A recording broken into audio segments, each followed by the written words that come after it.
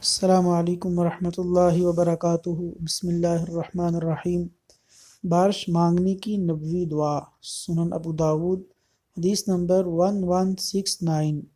حضرت جابر بن عبداللہ رضی اللہ عنہما سے روایت ہے کہ گریاں کناں لوگ نبی اکرم صلی اللہ علیہ وسلم کے پاس آئے۔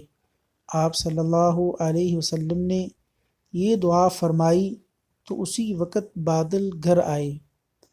اللہم اسقنا غیثا مغیثا مریئا مریعا نافعا غیر ضار عاجلا غیر آجل۔ ترجمہ: اے اللہ، ہمیں باران رحمت سے سیراب کر، ایسی بارش جو شاداب کن، نفع بخش، بے ضرر اور مدت بعد نہیں بلکہ جلدی ہو۔